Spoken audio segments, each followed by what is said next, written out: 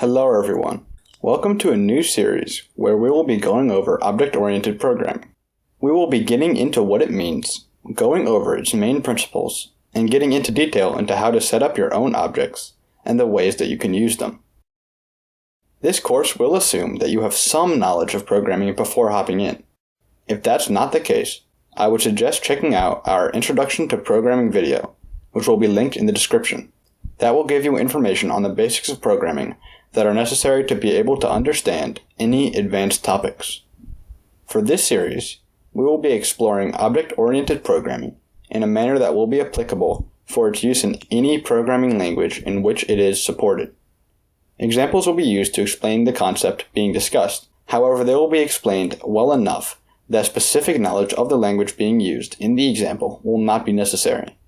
That being said, let's get into object-oriented programming. In order to understand what object-oriented programming is, it's best to first understand what objects are. And in order to do that, it's best to first understand what primitive data types are. So let's start there. Primitive data types are exactly what they sound like: variables that store single, simple values. Examples of such primitive types are byte, int, float, double, boolean, and char. These primitive types only act to store data of a certain kind. And, for a while, when programming was still developing, this was just fine. Many programs being written at the time weren't complex by today's standards, and thus programmers could get away with only using primitive data types. However, as programs became larger and more complex, primitive data types weren't doing it anymore. Programmers began to want to group variables of similar type together. For example, imagine you are programming a chess game. When programming a knight into the game, there are plenty of variables that you will need in order for the piece to work how it should. For example, you would need a position variable to keep track of where the knight is. Additionally, you would need a boolean to represent whether this piece has been captured or not, because if it has, you would not want the piece to show up, nor would you want to be able to move with it. You may also need a variable to represent which color the knight is, so the game can treat it correctly.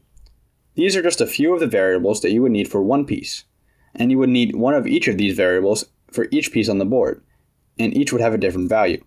Clearly, it would be easiest if you could group all of the variables related to, say, one of your knights together as they all relate to it. Additionally, you may want to group your two knights together as they would behave similarly. You then may want to group the pieces of each side together as they would be treated differently in reference to each other. In essence, grouping related variables together is almost necessary when it comes to complex programs. This is where the struct, or structure, came in. In C, the structure is similar to an array. If you don't know what an array is, I'd suggest you check out either our Introduction to Programming course for an overview, or our new data structure series for a more in-depth look at both arrays and other data structures. Both arrays and structures allow the programmer to store several pieces of data together. However, structures vary from arrays in that structures allow the programmer to store data of different types together. For instance, whereas an array would only allow you to store only ints or only strings, using a structure, you can store ints and strings and other data types together. A structure can even store other structures within it. A structure can be very useful in the earlier chess example because you could store all of the useful pieces of data relating to the knight in a structure that represents the knight. You could then store your knight structures together in one structure that represents all of the knights, and so on. The structure allowed such grouping to take place beyond what arrays were capable of. The structure is, in many ways, the precursor to the object, which, of course, object-oriented programming is oriented around. The main issue with using a structure in this way, and an issue that objects would come to remedy, was that you could not define functions within a structure, you could only reference them. When object-oriented programming came along, objects allowed you to store data of all kinds together, and, additionally, define and store functions. Now, before we go much further, I should get into what exactly objects are. Objects are instances of a class, and a class is a template for an object. This may seem like a circular way of looking at these concepts, but allow me to explain. Let's say I define a knight class. In this class, I would define and store data that is common of all knights.